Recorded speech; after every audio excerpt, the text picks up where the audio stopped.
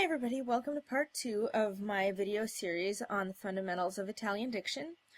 I'm going to start here pretty much where section 1 left off, so if you haven't recently watched section 1, I'm going to encourage you to go back and do so before you continue here. The first letter I'm going to start with here is G. The rules for G are exactly like the ones for C, except that G's are voiced and C's are unvoiced, a distinction you should remember from the sounds of the Italian language video. The two possible pronunciations of G are G and J. J before an I or an E and G before anything else. Examples here include gara, gemare, giro, gonfio, gufo, and grado. As with C, you can put a J in front of any vowel by putting a silent I in between. This gets you words like giovane. You can also put an H between a G and an E, or an I, to get a hard G sound like in ghiaccio. The combination SC also has the same rules as C and G as far as I's, E's, and H's go. Before an I or an E, this combination is pronounced sh, as in scena. All other times it's pronounced sk, as in sconsolato. The silent I and H rules apply, and you can see them in the words sciocco and scheda. The sh sound is a long sound, so when it's in the middle of a word, it needs to be doubled in the IPA transcription, as in lasciare. But before I totally move on, there are two additional G situations that you should be familiar with. When G comes before N, the combination is pronounced n, as in gnocco. When G comes before L-I, the combination is almost always pronounced l, as in the word li. Normally in this situation, the I is not written separately in the IPA, but in this case it is because I is the only vowel in the word. Note that the G is silent in both these cases. It's only there as part of the spelling convention for these two sounds. Also, G is occasionally followed by an L without an I, and if there's no I, the G is pronounced G, as in gloria.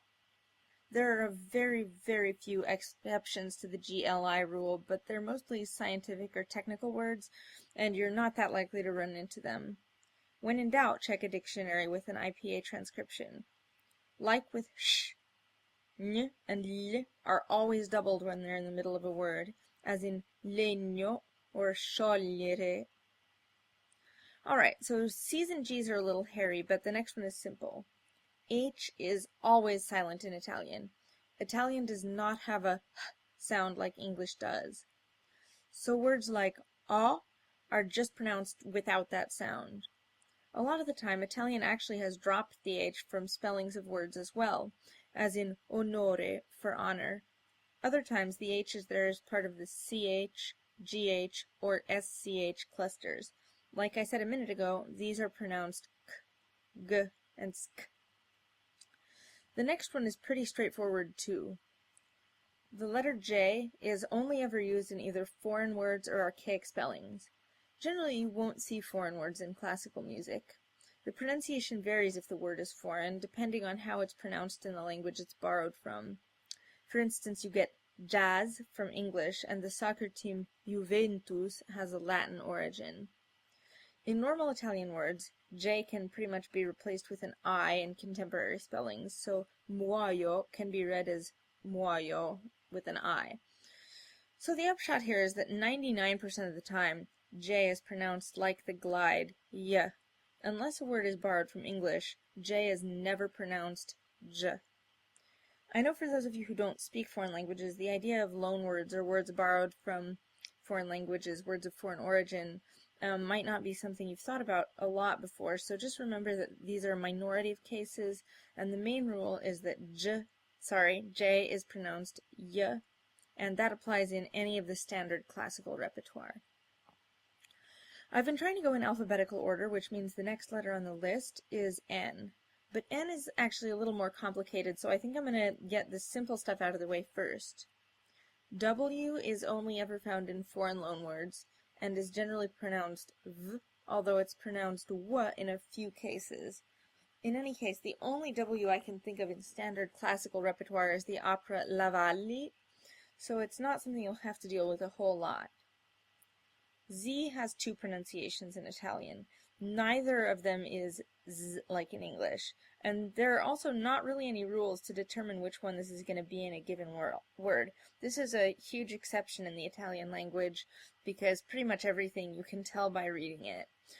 The two possible pronunciations of Z are Z as in zero or Ts as in zacchera. A lot of the time, if the Z is at the beginning of the word, you'll actually either have a choice, like the choice between either and either in English, or it varies by regional dialect. I'd say most of the time I hear words that start with Z pronounced Z, but there are cases where that's not an accepted pronunciation, like in zacchera, so you'll need to check a dictionary. Also, in all cases where you have a choice of pronunciation, there's always a possibility that one is more common on the street, but the other sounds more literary and more appropriate for singing. Z's are something that coaches really like to get unduly worked up about, so if you're working with a coach, this is a conversation to have with that person. Okay, so we have 3 letters left to talk about: R, S, and N, and I think I'm going to take them in that order.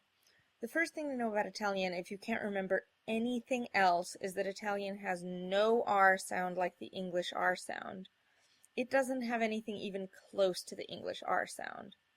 I'm emphasizing this because this may be the single biggest and most common mistake English speakers make in Italian diction. So if you see an Italian R and pronounce it like an English R, you're just plain doing it wrong. There's just no other way to parse it. It's common that English speakers struggle with Italian R's, and in fact, linguists note that it's the last sound Italian children master, so it's even hard for them. But if you can't pronounce it, you can definitely find a closer substitute for it than English R. So it's best to just divorce the letter R and the sound R in your head right now. There just plain is no R sound in Italian. By the way, this is the IPA symbol on the screen here for the English R. So if you remember this upside down R type character here, it may help you remember that this sound just doesn't exist in Italian. Anyway, now I've told you how not to do it, so as for how to do it, there are 2 possible pronunciations for the letter R in Italian. One is the trilled R, R. The other is the flipped R, R. All R's in Italian are potentially trilled, but there are 5 cases where it has to be: at the beginning of a word, at the end of a word, before a consonant, after a consonant, and doubled. So some examples of a trilled R would be rocca, per, porta, grande, and orrore. So at this point we're a little over 8 minutes in, so I'm going to leave off here and jump right in where we left off in installment 3. See you then.